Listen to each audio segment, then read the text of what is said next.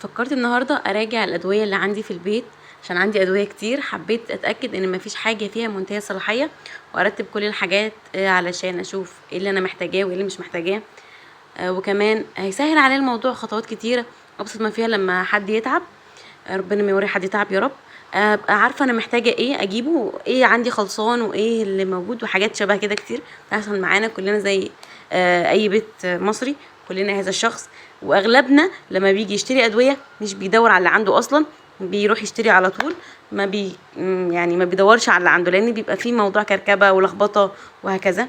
يلا نشوف مع بعض هنمشي الموضوع ازاي وهنرتب ايه على ايه. انا كنت الفيديو ده مسجلاه صوتي، بس لقيت ان هو يبقى طويل قوي، يعني في وقت التصوير كنت بتكلم معاكم، بس لقيت انه هيبقى طويل عليكم جدا، وعشان ما تملوش وتزهقوا وتكملوا معايا الفيديو للاخر فسرعت الفيديو وقفلت الصوت وسجلتنا صوت تاني. وصلوا على النبي كتير، وحدوا الله. يا رب تكونوا دايما بخير، ويكفينا ويكفيكم شر الادويه والتعب بحق لا اله الا الله، ويشفي اخواتنا ويهون عليهم اللي هم فيه. صلوا على النبي كتير، وحدوا الله. طبعا حكايه الادويه، كلنا عندنا الادويه اللي بتبقى منتهيه الصلاحيه، كلنا بتبقى عندنا الادويه الكتير اللي مش عارفين نوديها فين، واللي بتبقى عباره عن في شنط متعلقه، او في شنط مركونه في الادراج، او في باب التلاجة، او في بوكس في التلاجة، حاجات شبه كده. وبتبقى حاجات منتهيه الصلاحيه اصلا، مش بيكون مستفيدين منها حاجه، بس منظرها يوتر، منظرها يعصب. فكرة ان احنا نركن ونشيل حاجات بمجرد ان انا خليها هشيلها، عشان لو احتجتها ما ارجعش ادور وابقى مش لاقياها. في الاخر هتدوري عليها مش هتلاقيها. يعني انا عندي كمية انابيب مراهم وكريمات فظيعة للحروق وللمفاصل، ولما احتجت حرفيا ما لقيتش. انا لجأت لاختي وامي وجبت من عندهم، لان هم اقرب حد ليا في الوقت ده، كنتش ان انا هلحق ان انا اجيب من الصيدليه وكده. فالموضوع بيبقى كركبه. والفتره الجايه انا هحاول اتخلص من كل الكركبه اللي حواليا، في المطبخ، في الدولاب، في التلاجة، على التلاجة، في الادراج، اي حاجه انا مش محتاجاها هتخلص منها. بس في نص الموضوع مش كل اللي تطلعوه يبقى يروح للفقراء. مش الهدوم اللي انت مش عايزاها والمقطعه تروح للفقراء. الاكل اللي مش تاكليه يروح للفقراء. مش عارف ايه اللي مش هينفعك هيروح للفقراء. لا حبيبتي نور عيني، الكلام ده لا. ف يعني فاحسن حاجه انك تطلعي احسن حاجه عندك. لن تنالوا البر حتى تنفقوا مما تحبوا. يعني انت اللي تتمني يتقدم لك قدميه، لان انت بتقدمي لوجه الله، لربنا الاول قبل ما تنزل في ايد الشخص ده. فخليكي فاكره وشايفه ربنا قدامك الاول، علشان الموضوع هيفرق كتير جدا جدا جدا معاكي. ودلوقتي مؤخرا سمعت بقالي فتره عن مكان بياخد الادويه ويعمل لها جرد كده، ويشوف صلاحيتها ويشوف ينفع حد ولا لا. الموضوع ده صيدليه كبيره شغالين فيها ناس كتير، بياخدوا الادويه دي وبيدوها لناس مستحقيه، تقدم روشتات وتقدم ورق ان هي فعلا محتاجه الادويه دي، وبيدوها لها بالمجان. فلو تقدروا تعملوا الموضوع ده اعملوه. لكن انا الادويه اللي عندي دي كلها اغلبها خلصان، كنت سايبه الازايز علشان اجيب زيه، ولما باجي اكشف المره الجايه الدكاتره تقولك لا انا غير الدواء اصلا. وفي حاجات والله بنبقى جايبينها لسه، يعني مثلا جايباها اول امبارح بالليل، والولد ما يكونش خف عليها او البنات، فبروح اضطر ان انا اكشف تاني يوم، اوري للدكتور. بصور دايما على التليفون الحاجات اللي انا عندي واوريها له. فبقول له انا عندي الدواء ده في البيت، يقول لي لا نركن ده دلوقتي، احنا مش محتاجينه، نبعده دلوقتي خالص، نوقفه اصلا، وندي دواء جديد، ونجرب الدواء ده ونشوف الحقن دي، وهكذا. كلنا هذا الشخص.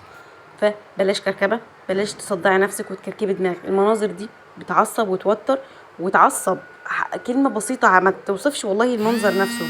فصلي على النبي كتير، وحد الله، وربنا يحسن ما بين ايدينا وايديكم، ويكفينا شر الكركبه دي. هبتدي اراجع كل العلب بتاعت الدواء، واشوف التواريخ بتاعتها اللي تنتهي امتى والحاجات شبه كده. وما تنسيش ان لما العلبه تتفتح بتبقى في حاجات اقصى شيء لها شهر، اقصى شيء ليها 15 يوم، اقصى شيء ليها 6 شهور. فتسالي الصيدلي عشان تبقي عارفه، وتكتبي على العلبه علشان تبقي عندك خلفيه عن الموضوع، ما تسوحيش كده وتنسي كل حاجه. ولو انت هترمي العلبه اكتبي على الازازه نفسها بقلم ما بتمسحش. صلي على النبي كتير، وحد الله. ربنا يجازينا خير ويحسن ما بين ايدينا ويكبر خاطرنا. وزي ما قلت لكم، اللي يتخرج حاجه يخرج احسن حاجه، احسن ما عنده. هنا كنت لميت كل الادويه اللي انا مش محتاجاها، والمراهم اللي انا شايلاها انابيب فاضيه وعلب فاضيه علشان بس اجيب شبهها، ولما اجي احتاجها مش هتبقى مناسبه لي اصلا فهرميها. رميت كل الكلام ده حرفيا. حسيت بروقان، الادراج راقت، ال- المكان كله حسيت كده بيتنفس من كتر ما فيش زحمه. فاهم حاجه؟ حتى لما تيجي تشتري دواء من الصيدليه بص على تاريخ الصلاحيه، تشتري باتيهات مولتوهات اي حاجه في الدنيا مغلفه تشوفي تاريخ الصلاحيه بتاعتها. انا الموضوع ده اتعلمته من جوزي، ده حتى الزبادي والحاجات اللي المفروض تكون فريش دي يكون عليها تاريخ صلاحيه، لازم تشوفي تاريخ الصلاحيه. لبن، عصير، ادويه، اي حاجه شبه كده اهتمي بتاريخ الصلاحيه علشان الموضوع يكون بالنسبه لك في تاخديه وانت مطمنه، الموضوع يكون منظم عشان تبقي سهله كده ولما تحتاجي الحاجه تلاقيها. وبالله عليكم موضوع الصلاحيات ده والتواريخ مش هين، ده موضوع صعب انك تاخدي حاجه وهي منتهيه بدل ما هتعالجي، لا ده انت هتضري وهتروحي في سكه وحشه خالص. صلى الله كتير، واحد يقول لي ما تنساش اللايك والاشتراك، كمان صلى على النبي في الكومنتات وترني الجرس عشان يوصلك مني كل جديد وتكوني معايا اول باول، وان شاء الله نكبر مع بعض كده والدنيا تكون احسن. انا هنا خلصت المطبخ وخلصت الادويه اللي كانت على الرخامه، والماسكات اللي كانت وحشه رميتها، والحاجات اللي كنت جايباها اجربها، في حاجات جربتها وفي حاجات شبيهه ليها رميت الاتنين. القطره بتاعت العين كانت بقالها شهر رميتها. حاجات شبه كده كتير. فصلنا بكتير وحد الله تخلصي من كل ما هو كارك في حياتك. الدولاب رتبيه، مطبخ، اي حاجه تحسسك بهدوء كده وراحه بال اعمليها. دخلت على التسريحه بتاعتي، فتحت الادراج. انا ما صورتش معاكم غير الدرج الكبير لان الادراج التانية انا رتبتها مع نفسي عشان ما يبقاش الفيديو اطول وتتخنقوا وتزهقوا. فصلوا على النبي كتير وحد الله زي ما بقول لكم كده. في حاجات انا كمان من الحاجات اللي خلتني افضي مكان في التلاجة، اشوف الادويه والاماكن اللي انا مش محتاجه الحاجه بتاعتها دي. ثانية انا اتلخبطت. يعني انا دلوقتي لو في دواء محطوط انا محتاجه مكانه بس انا سايبه الازازه فاضيه او سايباها فيها شويه صغيرين وهي منتهيه الصلاحيه اصلا، اتخلص من العبوه دي واحط مكانها ادوات السكين كير بتاعتي، الكريم، المرطب، الحاجات السيرم والحاجات شبه كده، لان الحاجات بتاعتي كلها باظت في الحر، لان الشقه اعوذ بالله يكفيكم شر الحر الادوار الاخيره دي بتبوظ كل حاجه. الماسك ده انا القناع ده انا بتاع رجلي المفروض انا جايباه بقالي سنتين، هو اكيد انتهى صلاحيه فانا رميته، حتى مش مكتوب عليه تاريخ صلاحيه اصلا. فاهم حاجه؟ الحاجات اللي مش مكتوب عليها تاريخ صلاحيه دي ما تشتريهاش. بس انا في الوقت ده ما كنتش عارفه اللي هو ايه، ما كنتش مركز، بس جوزي لفت انتباهي للموضوع ده كذا مره، واللي شايفه انت دي مش مركزه، انت دي ما بصيتيش عليها، لا هنا بصي على المكان الفلاني كده. فالموضوع هيفرق معاكي جدا. تخلصي الادراج اللي مليانه كركبه دي استفيدي منها في حاجه تانية، حطي فيها حاجات تخصك، حطي فيها حاجات تلزمك، حاجات شبه كده. هنا كنت بوريكم حاجات انا محتفظه بيها ملهاش لازمه. دي اول ميداليه كنت حطيتها في المفاتيح، كان جوزي جايبها لي. اللي قبلها انا كنت جايبه عريس وعروسه وباظوا من اول اسبوع لان العيال كانت بتلعب بيها، كل ما حد يجي عندي وكده يلاقي يشوفهم واو ده عايز ياخدها، فكنت ببقى محرجه فمسكها له شويه بعد كده اخدها لان انا عايزاها برضو. فعلموا ولادكم الذوق، الحته دي ناقصاني. خدي حقك بالذوق وبالادب وبالاحترام، والحاجه اللي انت مش عايزه تديها لحد ما تديهاش لحد. كل واحد فينا ليه طاقه وليه قدره ان هو يستغنى عن حاجه مقابل ان شخص تاني هيبقى محتاجها. ومن الاخر كده ما تخليش عن حاجه عشان حد. هي في الاخر مش هي لو قالت لك شكرا دلوقتي بعد كده تقولي كده اللي انت اديتيها له مش عارفه عمل بيها ايه في الاخر يظهر ان انت غلطتي اصلا، فتقولي لها طب فينها، تقولك ده رميتها، وممكن تكون حاجه غاليه عليكي انت كشخص. بس لا، ما تديش حاجه لحد، وربنا يحفظ اولادنا ويربيهم لنا عشان احنا بنوجههم مش بنربيهم، ويهديهم ويصلح حالهم. لميت المراهم كلها في البوكس ده لان لميت الحاجات اللي انا محتاجاها وصلاحيتها لسه جديده، يعني حاجات لسه مفتوحه من قريب، بس في حاجات انا بستخدمها كتير فعشان كده ما استغنيتش عنها. الكريم ده خطير خطير، يوري كير. بصي رطبي بيه حياتك، كوعك، ايدك، رجلك، تشققات، اي حاجه تخطر على بالك رطبيها. اي حاجه حرفيا. وده بتاع اللهم صل على النبي، بتاع الفطريات او البكتيريا بتنمو في البق زي الحاجات بتنمو على اللسان بتاعت الاطفال بالذات اللي بيكونوا رضع واللي بيكونوا لسه اقل من السنه. المرهم ده هيبقى خطير بالنسبه لهم وهيفيدهم جدا، ومش مش مضر لو بلعوه عادي، مش مؤذي بالنسبه لهم. هو الدكتور اصلا قايل لي هو بس الاول يفضل شويه في زنه كده مش عارفه جايه منين مضايقاني، فاهم حاجه كده تريحي الدنيا وتهدي دماغك وتظبطيها. الحاجات اللي انت مش محتاجاها، كل حاجه اللي مش محتاجاها يعني رتبي دنيتك، حاولي انت تطلعي حاجه لله طول الوقت، حاولي ان انت تظبطي امورك، تحاولي تكوني شخص اهدى. الحاجات دي بتكون تراكمات، انك مش عارفه تظبطي حياتك، مش عارفه ترتبي بيتك. بشوف بنات كتيره بتشتكي من الموضوع ده، تقول انا مش عارفه، حاسه ان انا فاشله في ان انا اكون ام، فاشله ان انا اكون ست بيت، فاشله مش عارفه ايه. فكره ان احنا نقلد امهاتنا في الاول كنا بنعيب عليهم ولا وما ينفعش بعد كده بقينا بنقلدهم واحنا مغميين.